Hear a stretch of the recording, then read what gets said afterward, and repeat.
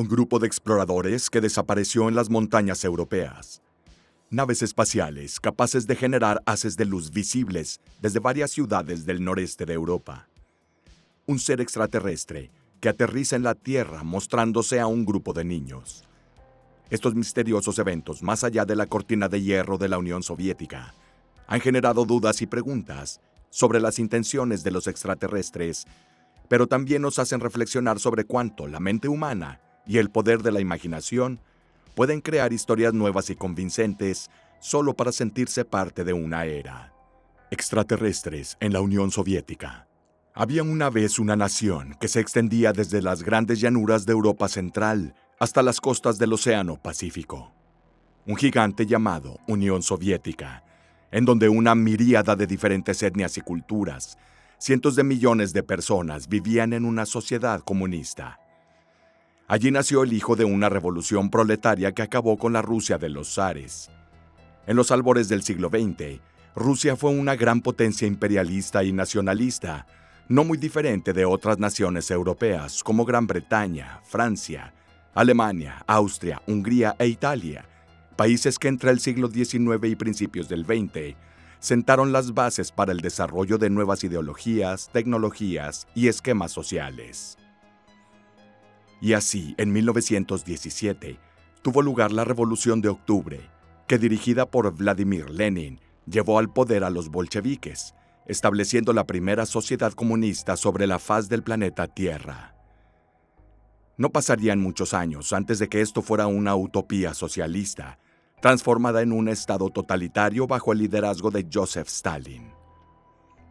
Era 1945, cuando los Estados Unidos de América y la Unión Soviética, como aliados, ganaron la guerra contra Alemania, convirtiéndose así por derecho en las dos superpotencias capaces en los próximos años para luchar por la supremacía mundial.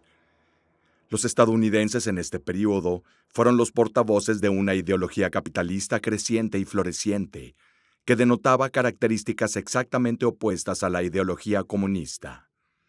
Por esta razón, se instauró un clima de discordia, generando un nuevo conflicto denominado la Guerra Fría.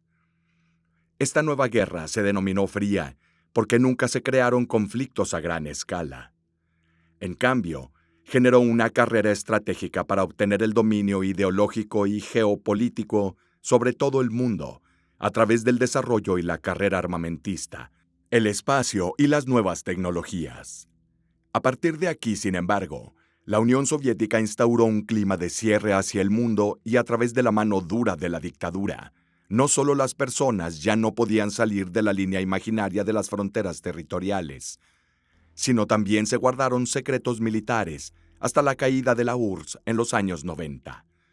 La pregunta surge en un territorio tan vasto que limita al este con Polonia y al oeste con Corea. ¿Cuántos secretos se podrían haber olvidado en casi 50 años? Los que contaremos hoy son solo algunas de las historias más impactantes sobre la actividad de misteriosos seres espaciales en el territorio de la antigua Unión Soviética. Capítulo 1. El incidente del Paso Dyatlov. Es enero 25 de 1959. Un grupo de senderistas decide emprender una expedición por el norte de Ural, una imponente cadena montañosa que divide la Rusia europea de Asia. A pesar de las gélidas temperaturas y las duras condiciones climáticas que suelen caracterizar a estos picos montañosos en el invierno, 10 jóvenes, incluyendo 8 hombres y 2 mujeres, formaron un grupo para emprender un viaje de esquí en el monte Otorten, en Oblast Sverdlovsk. La mayoría de ellos, algunos estudiantes del Instituto Politécnico, tenían entre 21 y 24 años, y el líder de la expedición, Igor Alexeyevich Dyatlov, tenía 23 años. Aunque el recorrido a tomar fue considerado de categoría 3, que es muy peligroso, sobre todo en esa época del año, el grupo podía presumir de un excelente conocimiento, tanto de las largas expediciones como de exploración y escalada de montaña. Por lo tanto, iniciaron su andadura con el espíritu entusiasta de aquellos capaces de abordar este tipo de aventuras. La suya comenzó cuando llegaron en tren a la localidad de Ivdel, para luego continuar a bordo de un camión hacia Vishay, el último poblado habitado al pie de la cordillera. Unos días después, el 27 de enero, comenzaron la larga marcha hacia su tan deseado destino, aunque con un evento inesperado. De hecho, al día siguiente, un miembro del grupo, Yuri Yudin, se vio obligado a abandonar el viaje por problemas de salud. Los otros 9 continuaron. El ascenso a la cumbre continuó inexorablemente, incluso cuando las temperaturas bajaron lenta pero drásticamente, llegando a menos de 20 grados Fahrenheit. En los días siguientes, el grupo prosiguió su aventura sin mayores dificultades, llegando incluso a documentar la evolución de su recorrido a través de sus diarios y tomando fotos con sus cámaras. Durante 4 largos días, el grupo siguió caminos agrestes azotados por el viento y la nieve. Sin embargo, una atmósfera de excitación los invadía. Finalmente lo habían logrado. Estaban allí, libres para admirar esos majestuosos paisajes, tan alejados de cualquier comodidad humana. En su diario, Zinaida Kolmogorova encontró tiempo para pensar y escribir. Me pregunto qué nos espera en esta expedición. ¿Quién sabe si experimentaremos algo nunca antes visto? El 1 de febrero, después de haber pasado todo el día escalando la montaña, el grupo de excursionistas logró llegar al lado este y, exhaustos por su intensa jornada, decidieron acampar para pasar la noche, instalando sus tiendas de campaña a unos cientos de metros de la cima de Kholat Syakhl, nombre que en la lengua mansi o de la población indígena que habita la zona significa montaña muerta. Pero a partir de ese día dejaron de llegar noticias del grupo. El 12 de febrero, Dyatlov y sus compañeros deberían haber regresado a Vishay, pero esto no sucedió ese día ni en los días siguientes. El silencio del grupo de jóvenes excursionistas se hizo cada vez más intenso. Durante días no hubo señales de personas que regresaran de los picos de los Urales. Entonces los miembros de las familias, atormentados por una sensación de aprensión y provocados por la idea de que el grupo podría estar en peligro, logró organizar un equipo de rescate, integrado por estudiantes voluntarios y profesores del instituto. Gracias también a la presión ejercida sobre el director de la Politécnica, y el 20 de febrero las jornadas de búsqueda comenzaron. La policía y el ejército se unieron usando helicópteros y aviones para recorrer rápidamente la cordillera. Por días y días, las búsquedas no dieron resultados.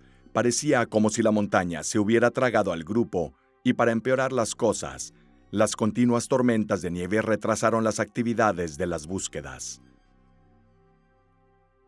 Finalmente, el 26 de febrero, hubo un gran avance.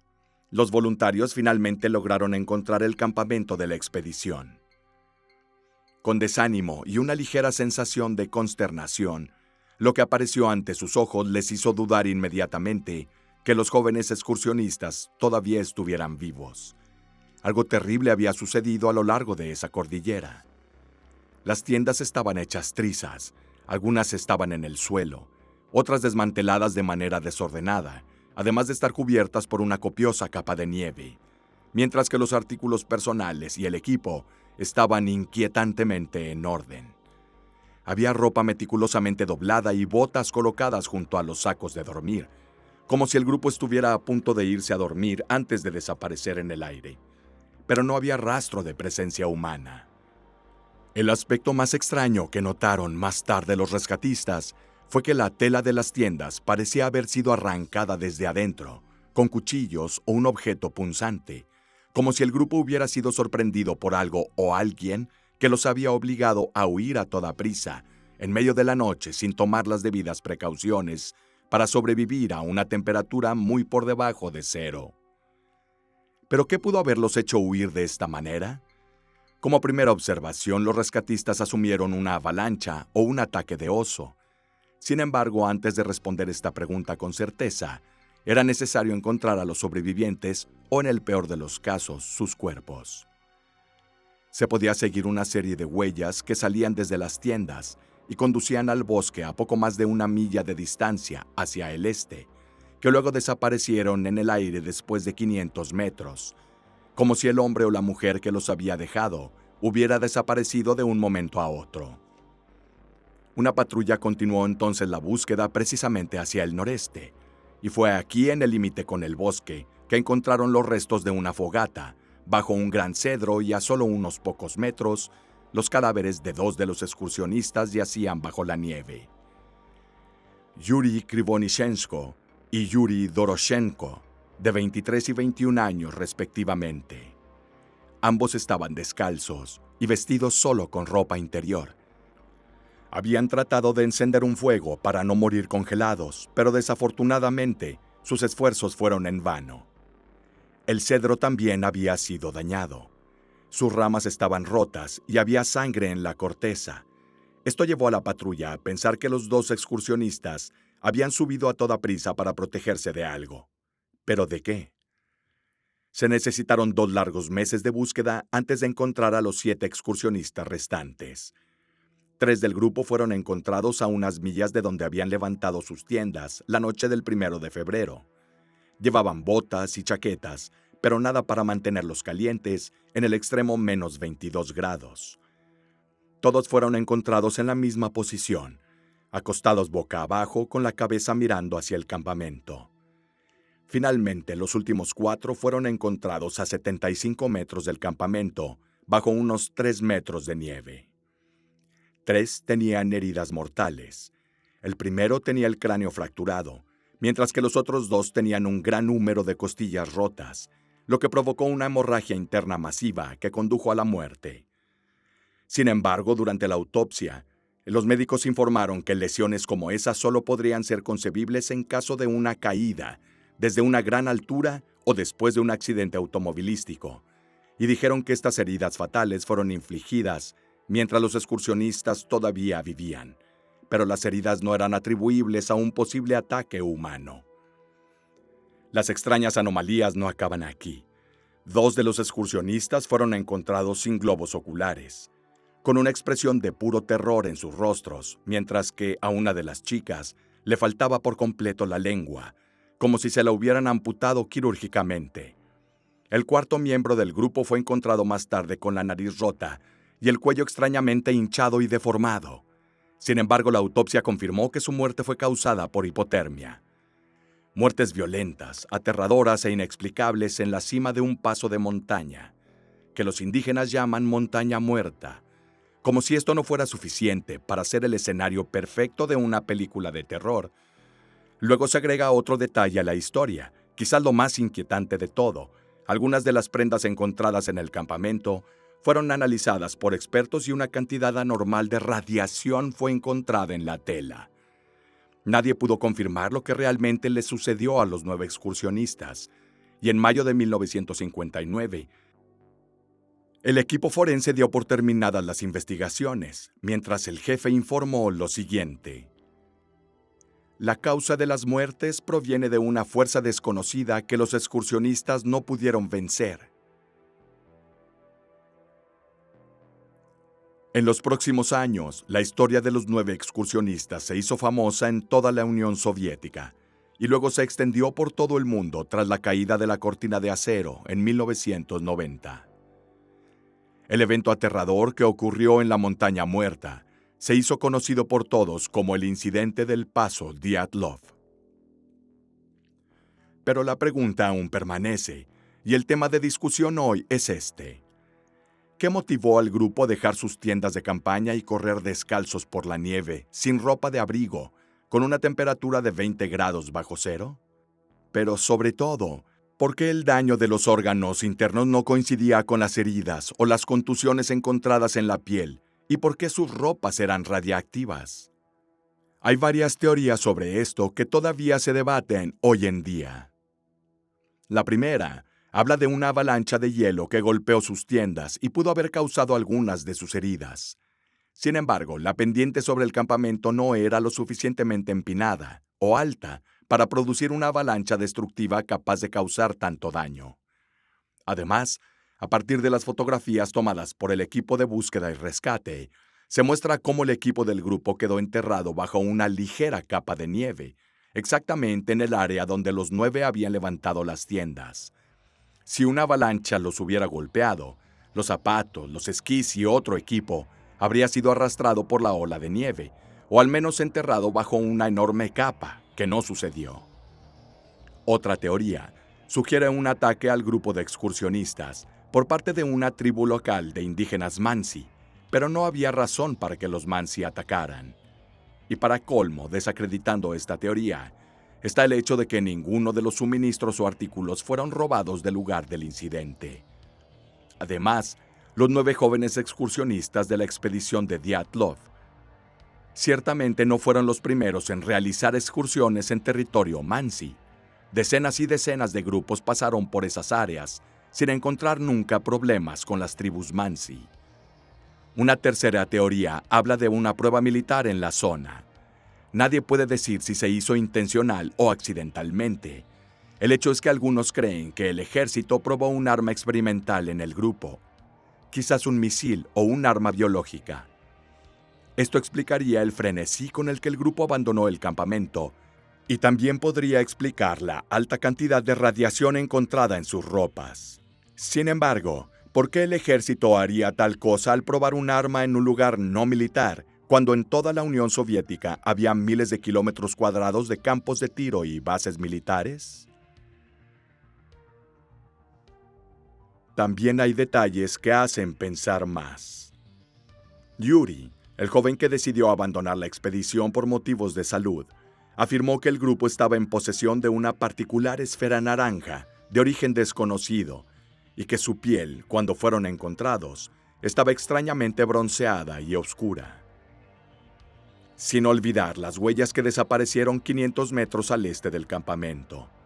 ¿Cómo podrían haber habido huellas dado que nevó esas noches?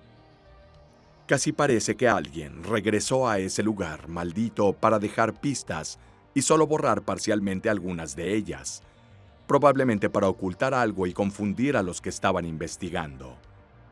Si bien los daños en los árboles y la sangre podrían ser marcas de un forcejeo, y la forma en que los jóvenes resultaron heridos recuerda a una especie de ejecución vengativa y metódica, llevada a cabo con profunda ira y violencia. No hace falta especificar cuántas otras teorías hablan de yetis, monstruos de nieve y espíritus malignos. Sin embargo, hay una teoría que absolutamente no podemos excluir, la de una fuerza extraterrestre, extremadamente superior, que esa noche pudo haber actuado sin perturbaciones. Para ello hay que tener en cuenta las fotos tomadas durante esos días de invierno de 1959. Por ejemplo, el rollo de película tomado de la cámara de Alexander Solotaryov muestra varias anomalías en el cielo sobre las montañas. Lo que podemos ver son luces u objetos globulares que iluminan el cielo nocturno. Este no fue un caso aislado. Las luces cegadoras fueron vistas no solo por el grupo de Dyatlov, sino también por otros habitantes de esa región de los Urales. De hecho, durante el periodo comprendido entre enero y febrero de 1959, 3 personas diferentes informaron a las autoridades que habían notado luces moviéndose en el cielo sobre esos picos. ¿Es posible que el grupo estuviera siendo seguido por esos orbes de luz? Y si fue así, ¿por qué no hay constancia de que esto sucediera en sus diarios? Una explicación podría ser un encubrimiento perpetrado por el ejército, que una vez que tomó las riendas del caso, lo concluyeron de muy buen gusto, sin darle tiempo a los investigadores para analizar en detalle el incidente y dando conclusiones confusas, contradictorias y no exhaustivas. Los diarios y las cámaras fueron incautados de inmediato y llevados a Moscú, si bien sigue siendo curioso que el gobierno soviético cerró el área del incidente durante muchos años, impidiendo que alguien se acercara al paso Dyatlov. No hay mucho más que saber. Solo con el tiempo sabremos si lo que pasó se puede explicar racionalmente, o si en esa fría noche de 1959 entraron en juego fuerzas ajenas a este planeta. De cualquier modo, el terrible incidente del paso Dyatlov sigue siendo uno de los más aterradores misterios de nuestros tiempos. Capítulo 2. El fenómeno Petrozavodsk. La noche del 20 de septiembre de 1977, una serie de eventos celestiales de naturaleza controvertida tuvieron lugar en los cielos de la ciudad de Petrozavodsk y más allá. Aunque el punto de apoyo de los avistamientos se registró en la ciudad, fueron reportados desde Dinamarca hasta Finlandia y al oeste de Vladivostok. En la costa del Pacífico de la Unión Soviética, un vasto territorio. El fenómeno tomó su nombre de la ciudad de Petrozavodsk, la capital de la República de Karelia, en la entonces Unión Soviética. El fenómeno fue ampliamente denunciado por los ciudadanos, el avistamiento de un objeto volador que en la noche del 20 de septiembre habría inundado la ciudad de numerosos y muy potentes rayos de luz. Las dimensiones de los eventos fueron tan grandes que unos días después, algunos funcionarios gubernamentales de países de Europa Occidental enviaron múltiples y diferentes cartas a Anatoly Alexandrov, presidente de la Academia de Ciencias de la URSS, expresando su preocupación por el incidente, ya que se creía que esos extraños globos de luz podrían haber sido causados por nuevas pruebas de armas experimentales por parte de la Unión Soviética. Desde 1977, muchos han tratado de atribuir el fenómeno al lanzamiento del satélite soviético Cosmos 955. Sin embargo, en el mismo año, se redactó un informe preliminar que contenía una gran cantidad de información visual, observaciones, informes de ubicación de radio, mediciones físicas y datos meteorológicos adjuntos, y concluyeron que en base a los datos disponibles, no ha sido posible comprender satisfactoriamente el fenómeno observado.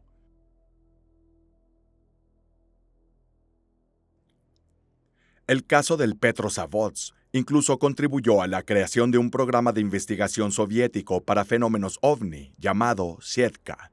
Para su realización, se construyeron dos comisiones de investigación, la SETKA-MO, relativas a las órdenes del Ministerio de Defensa y compuesta principalmente por personal militar, y el SETKA-AN, integrada por las órdenes de la Academia de Ciencias.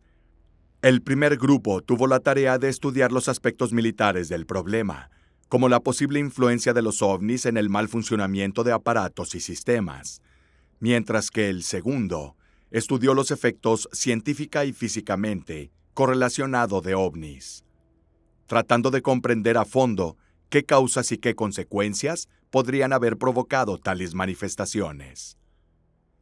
La coordinación de la primera comisión estuvo a cargo del coronel Boris Sokolov. De la segunda comisión fue el físico Vladimir Migulin, apoyado por el doctor Yuli Platov como su coordinador adjunto. En los primeros informes de SETKA, el avistamiento se denominó como el fenómeno del 20 de septiembre de 1977. Más tarde se conoció como el fenómeno Petrozavodsk, aunque muchos lo han llamado el incidente de Petrozavodsk o incluso el milagro de Petrozavodsk.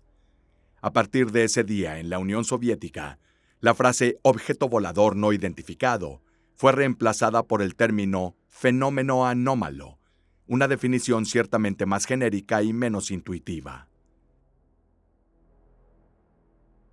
En los informes de esa noche, podemos obtener una línea de tiempo de los eventos que se desarrollaron durante un lapso de tiempo de más de 5 horas en las siguientes maneras. La mayoría de los avistamientos que ocurrieron entre la 1 a.m. y las 5:20 de la mañana involucraron alrededor de 48 informes de objetos no identificados que aparecieron en el cielo de forma similar, pero casi nunca idéntica. Varios avistamientos ocurrieron entre la 1 y las 2:45 a.m. hora local, en las ciudades de Medvedegorsk, Louji y Kovdor, y a las 3 a.m. en la ciudad de Palanga, en Lituania. Desde las 3 a las 3:25 a.m., un objeto luminoso no identificado fue visto por el personal supervisor del puerto marítimo comercial en Leningrado, ahora San Petersburgo. Mientras que a las 3:30 a.m., un objeto volador fue avistado por la tripulación de un barco pesquero que salía del puerto Primorsk. En los informes escritos de los testimonios, los pescadores describieron el objeto como un globo envuelto en un manto luminoso que se movía sin hacer ruido hacia el este, Luego cambió abruptamente de rumbo y se dirigió hacia el norte. También alrededor de las 3 a.m., el fenómeno fue visto en la vecina Escandinavia. En Helsinki, Finlandia, los periódicos nacionales informaron de avistamientos de esferas luminosas en los días siguientes.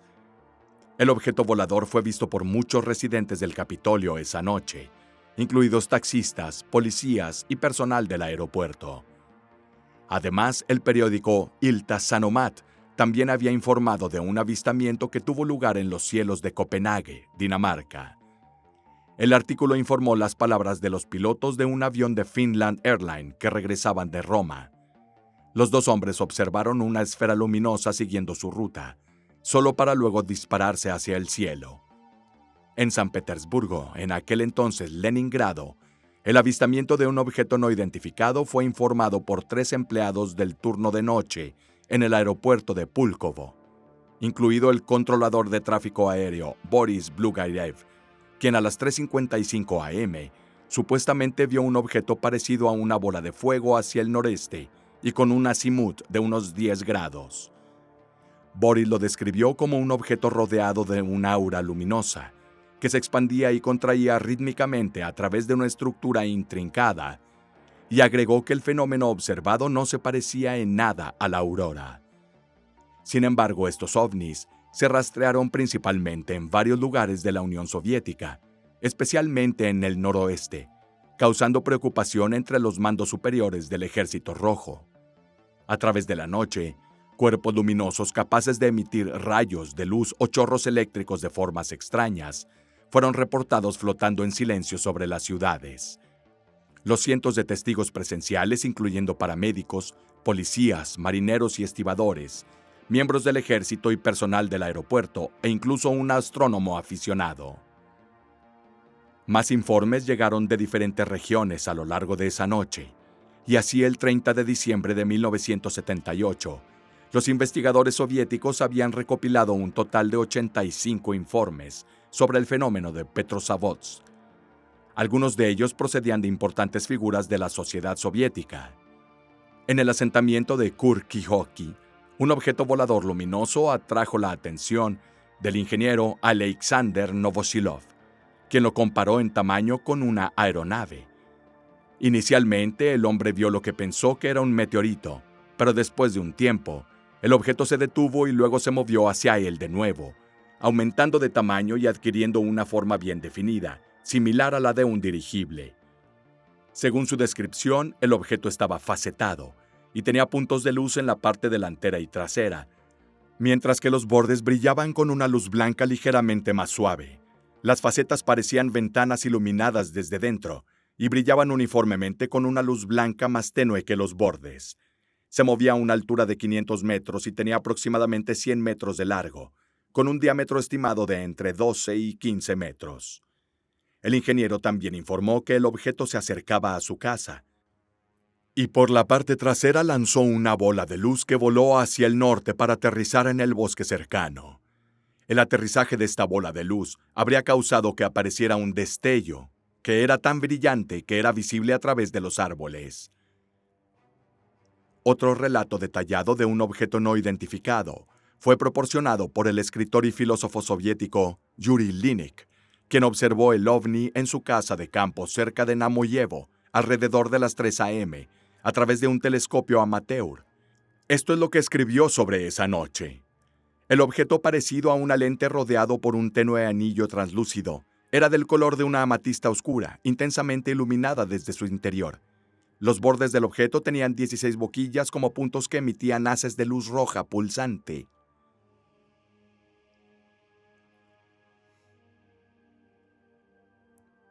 Finalmente, también es interesante observar las evidencias reportadas por varios aviones en tránsito en el espacio aéreo soviético. La tripulación de un Tupolev 154 de la aerolínea Aeroflot vio varias aeronaves esféricas luminosas a una altitud de 12 kilómetros.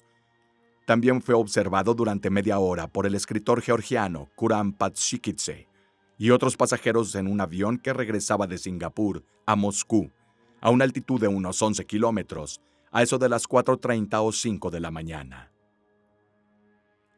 pero el epicentro de estas actividades fue sin duda la ciudad de Petrozavodsk, que además de ser la capital de Karelia, era en ese momento un importante centro industrial de la República Socialista Soviética, con una población de 200.000 habitantes.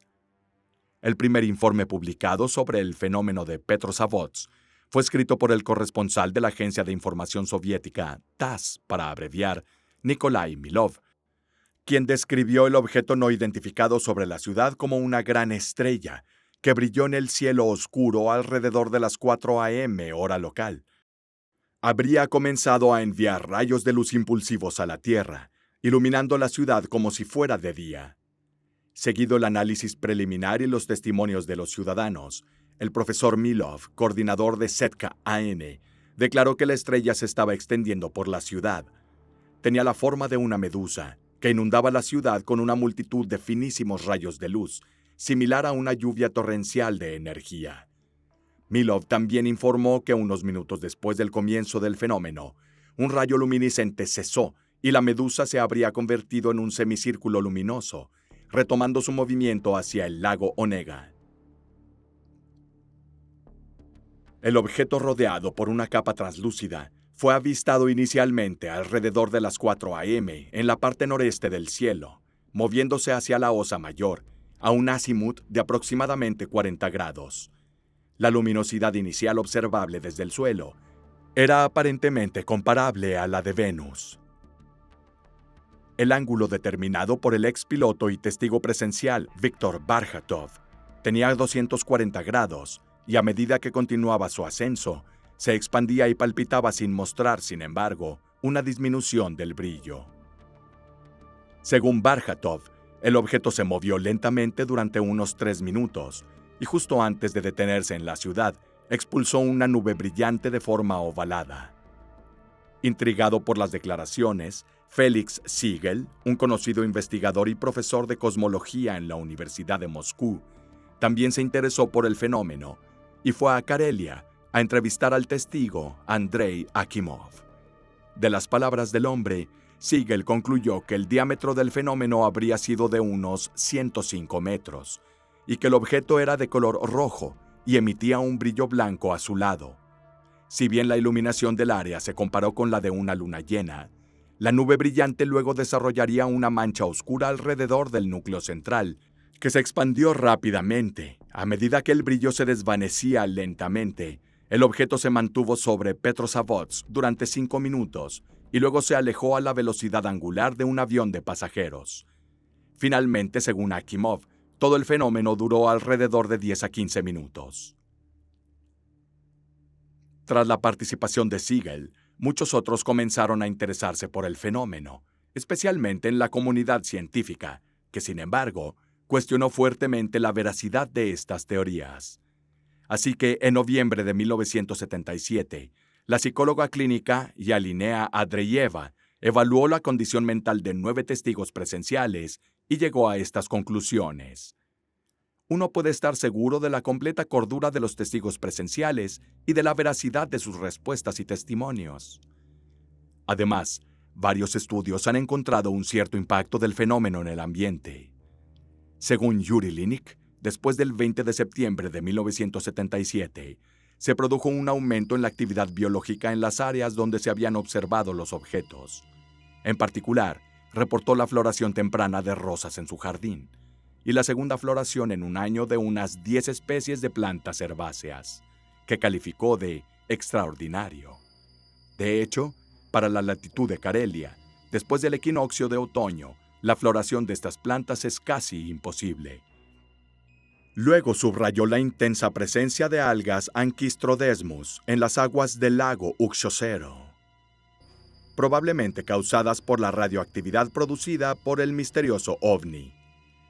Sin embargo, desde un punto de vista tecnológico, los ingenieros del área de Petrozavodsk notaron grandes fallas en el dispositivo informático durante el paso del globo de luz, solo para luego recuperar el rendimiento normal.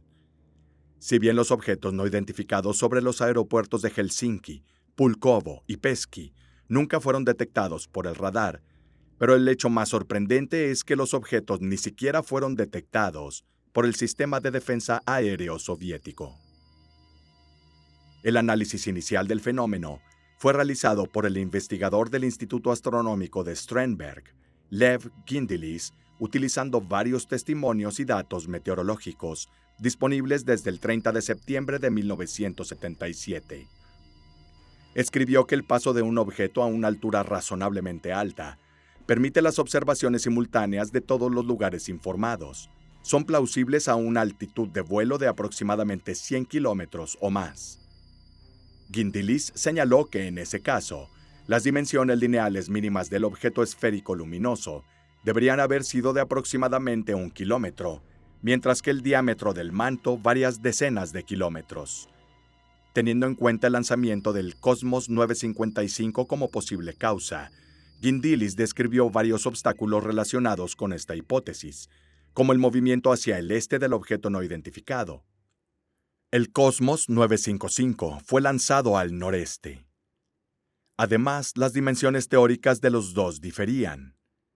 La sugerencia del Cosmos 955 también fue criticada por Felix Siegel, señalando que las naves espaciales no se lanzan hacia el este, en sentido de rotación de la Tierra, y nunca al revés. Además, en 1977, Gindelis trabajó junto con los físicos Menkov y Petrovskaya de la Universidad Nacional de Investigación Nuclear de Moscú. Elaboraron un informe preliminar sobre el fenómeno Petrozavodsk, utilizando los diversos datos disponibles desde el 20 de octubre de 1977. Pero los resultados no fueron concluyentes, eso es, sin una cierta explicación. Asumiendo que el alcance del fenómeno es aparentemente demasiado grande para ser explicado por experimentos técnicos en las órbitas de los satélites, el informe planteó la hipótesis de una posible influencia de algún agente cósmico. Este informe fue utilizado durante la reunión dedicada al fenómeno de Petrozavodsk, organizada el 1 de noviembre de 1977, en el Instituto de Estudios Espaciales de la Academia Soviética de Ciencias. Pero incluso ahí, nadie fue capaz de explicar racionalmente el alcance del evento. A finales de enero de 1978, los investigadores soviéticos compilaron un apéndice de informe preliminar de 1977, que contenía datos actualizados, enfatizando los avistamientos de objetos no identificados en otros lugares, y que fueron informados antes del lanzamiento del Cosmos 955. El grupo de investigación francés GEPAN recibió una copia del artículo. Esta copia se envió más tarde a CUFOS, o Centro de Estudios OVNI, en Evanston, Illinois, Estados Unidos. Un renombrado ufólogo, Joseph Allen Hynek, presentó otra copia al científico de la NASA, Richard Haynes, quien luego tradujo el informe al inglés con una subvención del gobierno. El informe soviético tuvo una recepción mixta en el occidente. Haynes, Hynek y otros afirmaron públicamente que el informe era una prueba clave de la existencia de los objetos voladores no identificados. Si bien hubo críticas hacia este informe por el ingeniero James Oberg, el principal experto en el programa espacial soviético en los Estados Unidos. Oberg criticó la investigación soviética, considerándola una estrategia para desviar la atención de las pruebas de la Fuerza Aérea Soviética de nuevos experimentos en aeronaves. Sin embargo, a lo largo del tiempo se han hecho diversas propuestas para explicar la naturaleza del fenómeno. En la URSS, sin embargo, el director del observatorio Pulkovo, Vladimir Krat, inicialmente pensó que fue causado por la caída de un meteorito, mientras que años más tarde atribuyó el fenómeno a las auroras, una opinión también apoyada por el director del Instituto de Magnetismo Terrestre, Vladimir Mikulin. La explicación de Mikulin y Krat fue rechazada por Felix Siegel, dado que las auroras no pueden ocurrir a una altitud inferior de 100 kilómetros y que su luminosidad superficial es baja, siendo incomparable a la del objeto de Petrozavodsk. Después de Mikulin, sugirió que el fenómeno ocurrió debido a una rara concurrencia de varias circunstancias, principalmente el lanzamiento del satélite Cosmos 955, la fuerte perturbación magnética debido a la llamarada solar, y un experimento científico para influir en la ionosfera con ondas de radio a baja frecuencia. Entonces, James Oberg puso fin a esta infinidad de explicaciones. atribuyó la identidad del objeto al lanzamiento del satélite soviético Cosmos 955 desde el cosmódromo de Plesetsk el 20 de septiembre, alrededor de las 3:58 hora local. Para él, el Cosmos 955 fue lanzado en dirección noreste, y los residentes de Petrozavodsk observaron el rastro de llamas desde los cohetes del satélite. El punto de vista de Oberg fue luego respaldado por los altos mandos del gobierno soviético y encontró un gran apoyo, especialmente de Yuri Platov en 1984. Según Platov, la aparición de un punto brillante se asoció con el brillo del motor del satélite. Según los informes, la formación de una gran área brillante coincidió con la salida del satélite de la sombra de la Tierra. Fenómenos similares como resultado de lanzamientos de satélites cerca del amanecer o el atardecer han sido reportados varias veces desde el incidente de Petrozavodsk. Platov vinculó aún más el desarrollo de la estructura radiante al paso del Cosmos 955 a través del límite de los poros turbo, por encima del cual se produce la dispersión de los productos de la combustión sin el efecto amortiguador de la atmósfera.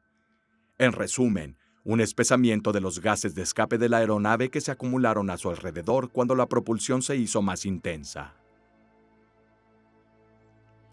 En 1985, el punto de vista de Platov también fue aceptado por la comunidad científica soviética. Además, al año siguiente, Platov agregó que una serie de efectos que acompañaron al fenómeno de Petrozavodsk estaban asociados con el lanzamiento de prueba fallido de un misil balístico, llevado a cabo en la misma región casi simultáneamente. Sin embargo, los investigadores soviéticos, siguiendo las palabras de Platov, no continuaron investigando el fenómeno, dejando una investigación totalmente incompleta en los ojos de la gente. Hoy, el argumento del Cosmos 955 sigue siendo discutido, como evidenciado por las palabras de Ole Prus, que refiriéndose a su experiencia de servicio de 18 años en el cosmódromo de Kapustin Yar, declaró: «Conozco de primera mano el espectáculo que se da en el cielo durante los lanzamientos de cohetes. Es un sitio bastante impresionante. Sin embargo, había algo completamente diferente en el fenómeno de Petrozavodsk». Durante años, los altos mandos de la Unión consideraron a los ovnis como una mera invención sensacionalista de los Estados Unidos de América. Un intento de desorientación por parte del gobierno de Washington, implementado con el objetivo final de desviar la atención de las masas de las pruebas de aviones militares experimentales. Para ellos, el truco parecía simple: hacer pasar vehículos de guerra modernos como naves espaciales, para que los testigos presenciales se transformaran ante todos en bichos raros, en obsesionados con las películas y revistas de ciencia ficción, y por lo tanto como personas a las que no se debe tomar en serio. Esta creencia de los altos mandos del partido condujo a una total renuencia a estudiar los fenómenos ovni, al menos hasta que algunos valientes ciudadanos soviéticos comenzaron a relatar sus experiencias de avistamientos en los cielos. Pero para llegar a este punto, tomó mucho tiempo y un gobierno menos totalitario. Al principio, la reacción de las autoridades fue de total negación del fenómeno. Por ejemplo, el planetario de Moscú solía enviar una carta de respuesta a los testigos de actividad ovni. Esta carta, enviada en formato estándar, llevaba las siguientes palabras: «Estimado camarada, lo que has observado no es más que un experimento con el objetivo de medir la densidad de la atmósfera a gran altura con la ayuda de una nube de sodio». Otro ejemplo del velo de silencio sobre la actividad ovni en los cielos de las repúblicas soviéticas también se puede encontrar en las palabras de muchos funcionarios estatales. Los ciudadanos soviéticos no son como los estadounidenses, no ven objetos misteriosos en el cielo, e incluso si lo hicieran, estamos seguros que la ciencia puede dar una explicación lógica y terrestre a los fenómenos. Esta fue la explicación oficial del partido durante la década de 1950. Sin embargo, hoy sabemos con certeza que ya en la época existía cierto interés por el estudio de tales avistamientos dentro del mismo poder, a menudo confundidos con aviones espía estadounidenses o aviones extranjeros, vistos como peligros potenciales para la defensa militar. Fue solo después de la muerte de Stalin que se comenzó a recopilar información sobre ovnis. El primer verdadero estudioso del sector fue Yuri Fomints, quien al presentar sus estudios creó mucho interés en la opinión pública, con lo que el partido no estaba contento, y por eso fue silenciado. También fue desprestigiado gracias a un artículo en Pravda, el principal diario informativo del país, el cual, respecto a sus palabras, simplemente escribió: "Estas cosas llamadas objetos voladores simplemente no existen". Una vez más, el fenómeno ovni fue relegado a meras mentiras por la ciencia ficción americana, y las lecturas de Fomints fueron prohibidas por los institutos de investigación científica. De este modo se convirtió en el primer mártir verdadero de la investigación extraterrestre tras la cortina de hierro. Solo después de la muerte de Stalin en 1954, gracias a la desestalinización, una política diseñada para erradicar el culto a la personalidad del dictador georgiano y en general para aligerar el sistema represivo de los años anteriores, fue que la gente comenzó a hablar más libremente sobre el fenómeno ovni. En 1964 se publicó una traducción al ruso del libro Flying Sources. Fue el primer libro sobre ovnis traducido al ruso. Pero la situación empezó a cambiar radicalmente recién en 1966, cuando el joven Vladimir Rubstov publicó un primer artículo que trató el fenómeno ovni como digno de seria consideración. Su artículo apareció en la revista en idioma ucraniano Conocimiento y Trabajo. En el artículo se instó a los testigos presenciales a presentarse, y así cientos de ellos enviaron cartas donde relataban detalladamente lo que habían visto: discos de plata, aviones luminosos y globos de luz. Por primera vez, los ciudadanos podían hablar libremente de lo que pasaba por sus casas en el cielo.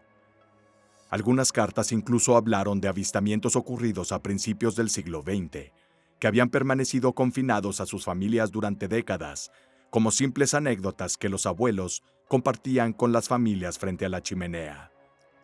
Sin embargo, fue solo después de Petrozavodsk que el fenómeno ovni se consideró un tema digno de una investigación seria, y así los altos mandos soviéticos comenzaron un extenso programa para el estudio de los llamados fenómenos anómalos.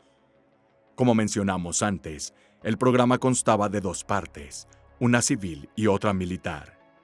Sietka-AN era un estudio civil sobre la naturaleza física y los mecanismos de desarrollo de los fenómenos anómalos atmosféricos y espaciales. Su oficina principal era el Instituto de Magnetismo Terrestre de la URSS, Ionosfera y Propagación de Ondas de Radio, llamado el IZMIRAN o ISMIRAN. El ZKMO, que se refiere a una red modular, fue un estudio militar de fenómenos anómalos atmosféricos y espaciales y sus efectos en el desempeño de las Fuerzas Armadas y el estado del personal. Su organización principal estaba en el Instituto de Defensa Antiaérea, ubicado en Detishki, cerca de Moscú. Ambas partes de este programa estaban vinculadas a través de la Comisión Militar Industrial. Todas sus actividades eran secretas por tres razones precisas: la necesidad de garantizar la mitigación de la respuesta pública, proximidad a temas relacionados con la defensa y la posibilidad de que, en caso de culminar con éxito las tareas, algunos descubrimientos podrían usarse con fines militares. El Comité Estatal del Consejo de Ministros sobre Hidrometeorología participó activamente en este programa desde 1979. Todas las estaciones meteorológicas soviéticas y el personal de estudios de campo recibieron instrucciones y extensos cuestionarios sobre los llamados fenómenos anómalos vistos durante los años de servicio.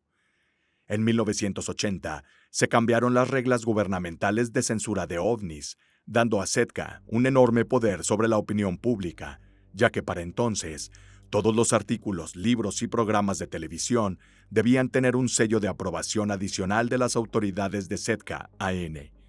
Publicar cualquier artículo pro-ovni seguía siendo imposible, ya que estos artículos no tenían posibilidad de pasar por una doble censura. Pero a pesar de las nuevas censuras impuestas por el régimen, como suele ser el caso, a principios de la década de 1980, el número de entusiastas de los ovnis aumentó significativamente. En Moscú, Leningrado, Kiev, Kharkiv y otros lugares, diversas sociedades y revistas científicas y técnicas comenzaron a organizar grupos públicos para la investigación de fenómenos anómalos. En 1981, la primera reunión de ufología en suelo ucraniano se celebró en Kiev, donde participaron 12 doctores en ciencias y 40 candidatos a ciencias. La resolución de la reunión de Kiev declaró que en la atmósfera, en la hidrosfera, en la superficie de la Tierra e incluso en el espacio cercano, un vasto número de fenómenos complicados son constantemente observados por instrumentos físicos y visuales, que desafían la explicación simple como fenómenos naturales bien conocidos o se deben a actividades tecnológicas humanas. Esta serie de situaciones a las que se refieren como fenómeno anómalo en el ambiente de los medios debe ser completamente en interés de la ciencia y de las actividades prácticas de la sociedad humana. En febrero de 1984, con el consentimiento de SETCA, recientemente renombrado el programa Galaxy, todos los entusiastas de los ovni orientados científicamente se reunieron con la Comisión sobre Fenómenos Anómalos del Comité sobre Problemas de Protección Ambiental del Consejo de la Unión de Sociedades Científicas Técnicas. La comisión se dio a la tarea de recopilar y analizar informes de testigos de actividades aéreas anómalas y estudiarlos en los lugares donde se habían producido. El presidente de esta comisión era el miembro correspondiente de la URSS, el profesor Droitsky, jefe de la Comisión Gorky de Estudios AP. Noticias relacionadas con los avistamientos aparecieron en los principales periódicos soviéticos: Sovetskaya Rossiya, Izvestia, Socialisticskaya Industria y Trud, incluso proporcionando una dirección postal a la que los testigos de ovnis podrían enviar cartas relacionadas con sus avistamientos. Finalmente, durante la perestroika en 1989, todas las restricciones de censura de ovnis fueron violadas. En la prensa soviética, inmediatamente aparecieron muchos artículos sobre temas que habían permanecido en secreto, o relatos de encuentros increíbles y a menudo muy fantasiosos, con criaturas de Marte u otros planetas misteriosos de la Vía Láctea. Desde 1990, han aparecido nuevas revistas y periódicos enteramente dedicados a los fenómenos ovni y fenómenos paranormales. El más famoso de ellos es el periódico Anomalía de San Petersburgo, que ha estado activo durante más de 30 años.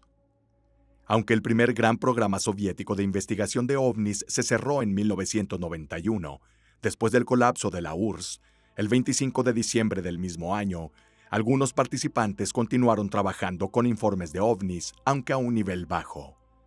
En particular, el llamado Grupo de Investigación AP, dentro es Izmiran, que llevó a cabo investigaciones durante otros 5 años antes de disolverse debido a las malas finanzas, provocadas por la crisis económica que se apoderó de Rusia en 1990.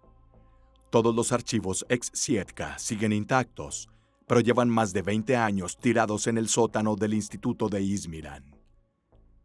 El Instituto de Investigación Izmiran sigue activo y pretende realizar diferentes estudios espaciales, como el programa COMPAS, un estudio sobre magnetoplasma orbital para la comprensión y predicción de posibles terremotos en nuestro planeta. El programa Interhelios Sond, un estudio a largo plazo actualmente congelado por razones desconocidas, cuyo objetivo es llevar a cabo gracias a una sonda espacial que investiga a una distancia de entre 40 y 50 millones de kilómetros del Sol sobre fenómenos solares activos, la corona solar, el viento, las regiones polares de esta estrella y todas aquellas áreas del Sol no visibles desde la Tierra. Intercosmos 19 o Cosmos 1809, un experimento de investigación terminado que tuvo como objetivo observar la estructura ionosférica de la Tierra y los procesos electromagnéticos asociados con ella. Proyecto Plonios, la concepción de una serie de satélites capaces de analizar campos magnéticos, y el proyecto Apex, una serie de experimentos sobre plasma activo. Algunos de estos experimentos no solo podrían garantizar la seguridad del planeta, sino que además, al conocer a profundidad cómo funciona el espacio que nos rodea, la tecnología podrá dar nuevos frutos y de forma directamente proporcional no será posible comprender en profundidad todos aquellos fenómenos que hasta hoy parecen desconocidos, generando nuevas teorías y probablemente también brindándonos nuevas perspectivas respecto a nuestro paso en este planeta. El universo es un espejo fractal de micro a macro. Solo entendiéndolo completamente, nos será posible encontrar las respuestas que buscamos en nosotros mismos. Solo entendiéndolo daremos respuesta a las preguntas sobre quiénes somos, de dónde venimos, pero sobre todo, ¿estamos verdaderamente solos en el universo? Capítulo 3. El incidente de Voronezh. Este último caso es, sin duda, el más particular, y nos hace pensar más en una película infantil que un caso clásico de encuentro con una criatura extraterrestre. Ocurrió en Voronezh y ha entrado en la cultura popular rusa como una historia de misterio, capaz de sacar algunas sonrisas a los aficionados a la ufología y demás. En 1989, en Voronezh, un pueblo ubicado aproximadamente a 300 millas al sur de Moscú, ocurrió un hecho que trastornó la vida de sus habitantes, en particular las de una docena de niños. Un presunto avistamiento de ovni vinculado a un encuentro cercano con una criatura extraterrestre llamado el incidente ovni de Voronezh. Y fue una de las historias más intrigantes de avistamientos y contactos extraterrestres en el siglo XX. Este mérito viene dado por su inmediata resonancia mundial, precisamente porque el promotor de la primera publicación fue en realidad la agencia oficial de la prensa soviética, TASS, uno de los periódicos más autorizados de la época. De hecho, TASS emitió un comunicado que dejó al mundo sin aliento. Un enorme platillo volador supuestamente habría sobrevolado el parque de la ciudad de Voronezh durante días, incluso aterrizando entre una multitud de niños asombrados. El 4 de octubre de 1989, Vladimir Ilyich Belev, el corresponsal de Voronezh para TASS, informó el aterrizaje de un ovni en la ciudad soviética una semana antes, o sea, el 27 de septiembre. La agencia no reveló de inmediato la noticia del avistamiento, pero Ilyich Belev envió un informe de noticias el 9 de octubre, afirmando que algunos científicos habían confirmado el aterrizaje de la nave. Al día siguiente, TASS informó la noticia y su comunicado generó asombro en todo el mundo. En Voronezh, en la noche del 27 de septiembre a las 6:30 p.m., un grupo formado por unos 10 chicos de entre 11 y 16 años salieron de la escuela para encontrarse en un parque en las afueras de la ciudad con la intención de divertirse jugando fútbol. Pero nunca hubieran imaginado que esa noche se encontrarían con visitantes de otro planeta. Una vez que llegaron al parque, vieron una extraña luz roja brillando en el cielo, y poco después, una esfera de color rojo intenso de unos 10 metros de diámetro apareció. El objeto comenzó a dar vueltas por el parque bajo la mirada atónita de los niños. Una vez que completó su recorrido de reconocimiento, comenzó su descenso al suelo, y su color fue cambiando gradualmente, cada vez más oscuro. La esfera se detuvo suspendida en el aire a unos 4 metros del suelo, permaneciendo inmóvil por unos momentos. Sin previo aviso, el objeto voló rápidamente y luego completó su descenso. Finalmente aterrizó frente al asombrado grupo de niños. Vieron abrirse una trampilla en la parte inferior de la esfera luminosa, y de allí salió un extraterrestre. Era un humanoide de unos 10 pies de altura, vestido con un overol plateado y botas de color bronce con un disco en el pecho. Su cabeza era pequeña, sin cuello, y tenía 3 ojos negros. Entre ellos, el ojo central se movía como un radar, analizando todo el territorio circundante. Junto al humanoide, un pequeño robot también emergió y sin ser molestados pasearon por el parque de la ciudad. Petrificados por la visita inesperada, los niños de Voronezh no se movieron, a excepción de uno de los niños que gritó de miedo. Inmediatamente los ojos del humanoide identificaron al chico y se volvieron más y más brillantes. El niño se encontró incapaz de moverse. Una fuerza extraña lo había petrificado. Los demás, por miedo a terminar como su amigo, no se movieron, y el extraño ser volvió a subir a su esfera junto con el pequeño robot. Los dos despegaron hacia el cielo, desapareciendo entre las nubes. Sin embargo, el ser regresó después de 5 minutos. La esfera con el humanoide a bordo descendió una vez más en el parque. Esta vez, el humanoide sostenía un tubo de unos 50 centímetros, a lo largo del cual apuntaba a otro chico de 16 años. Era una especie de arma, de la que salió un rayo de luz que golpeó al chico, haciéndolo desaparecer en el aire. El humanoide volvió a subir a su nave una vez más y despegó hacia el cielo, pero esta vez para siempre.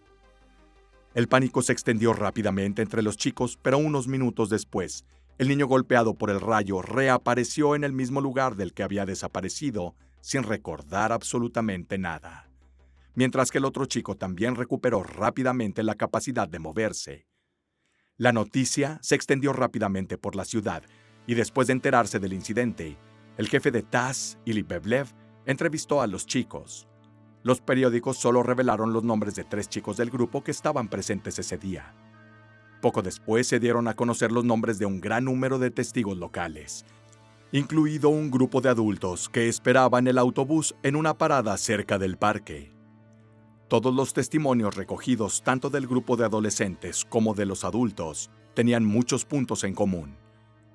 En las declaraciones del teniente Sergei Mayev de la estación de policía del distrito de Voronezh, afirmó que vio el aterrizaje del ovni el 27 de septiembre del 1989, comentando que no era una ilusión óptica. Más tarde explicó que no había visto a los extraterrestres aterrizar en el parque de primera mano, sino que solo vio una extraña nave. Según sus palabras, ciertamente era un cuerpo volando en el cielo, moviéndose silenciosamente a una velocidad muy alta y baja altitud. También dijo que estaba un poco escéptico cuando ha visto el objeto la primera vez. Pensé que estaba muy cansado, pero me froté los ojos y no desapareció. Entonces pensé, hoy en día todo es posible. Días después, el Dr. Genrikh Silanov, director del Laboratorio Geofísico de Voronezh, le dijo al corresponsal de TASS que había ubicado el sitio de aterrizaje utilizando un método de biolocalización y que había encontrado una depresión circular en el lugar con 4 agujeros, dispuestos en forma de cruz, y 2 piezas de roca roja no identificada. El periodista Valachev de la agencia TASS luego dio la noticia de que un nivel anómalo de radiactividad, un intenso campo magnético y fragmentos del isótopo cesio-133 habían sido encontrados en el sitio. Además, las depresiones en el suelo parecían pertenecer al probable tren de aterrizaje y podría haber sido causado por un objeto que pesaba unas toneladas. El profesor Stanislav Kamensky, responsable de la investigación científica realizada para establecer lo que había sucedido, declaró que el objeto que aterrizó en el parque no se parecía en nada a un artefacto terrestre, como un helicóptero o un avión. Mientras el corresponsal del periódico soviético Sovietskaya Kultura de Voronezh afirmó que los relatos de los chicos no presentaban contradicciones y los testigos aún se mostraban atemorizados. Algunos niños incluso hicieron dibujos, describiendo la experiencia con las 2 misteriosas criaturas. La noticia también fue publicada en periódicos occidentales. En los siguientes días aparecieron diferentes versiones. Algunos periódicos informaron que el ovni no era esférico, sino como un disco o un cigarro vertical. Mientras que el periódico Youth de Estonia, en un artículo escrito por su corresponsal, informó que después del descenso del humanoide y el robot, otros 2 humanoides habrían hecho una breve aparición. Sin embargo, algunos aspectos del caso también dejaron a varios ufólogos perplejos. Notaron en la historia de los niños la presencia de elementos fantásticos, a menudo presentes en las películas de ciencia ficción, como robots, armas de rayos y gente que se desvanece. La extrañeza del caso llevó a los ufólogos, periodistas y científicos a investigar, y así se dieron cuenta de un detalle particular. Se comprobó que el Dr. Silanov no era un científico, sino un ufólogo, y que la estructura que dirigía era un laboratorio privado. Además, el método de biolocalización que había usado no era otro que la radiestesia, una técnica paranormal. Silanov por sí mismo negó que las piedras rojas que encontró fueran de naturaleza desconocida. Eran simplemente pedazos de hematita. Pero para los ufólogos, la otra información reportada por Taz no fue la comunicada originalmente por él. Así, se buscaron otros testigos del avistamiento. Y solo se encontró a la madre de uno de los muchachos, quien reportó haber visto una luz roja y amarilla arriba de los techos de las casas mientras estaba en una fiesta familiar. La falta de otros testigos parecía extraña, porque el área alrededor del parque estaba densamente poblada y rodeada por numerosos edificios de viviendas públicas. Los ciudadanos que esperaban el autobús fueron encontrados. Confirmaron que habían visto el ovni, pero indicaron fechas diferentes, entre el 21 y el 26 de septiembre. En los siguientes días, hubo varios avistamientos de ovnis en la ciudad. Los reporteros trataron de rastrear a los niños, pero la televisión estatal no pudo acercarse a ellos por una prohibición de las familias. Posteriormente, el corresponsal del periódico Moskovsky Navorsky acudió al lugar. Debe haber habido solo una docena de testigos, pero los muchachos que se presentaron a los periodistas en el parque fueron en mayor número, y todos dijeron haber presenciado el avistamiento y se declararon dispuestos a ser entrevistados.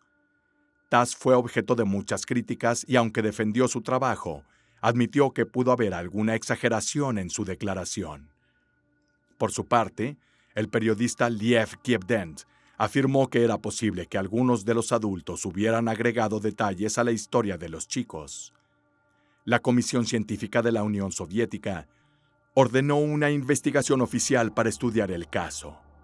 El 28 de octubre, la agencia de prensa francesa publicó la noticia de que una comisión encabezada por el vicerrector de la Universidad de Voronezh, Igor Sarakev, había realizado una investigación en el lugar del presunto aterrizaje sin encontrar nada significativo.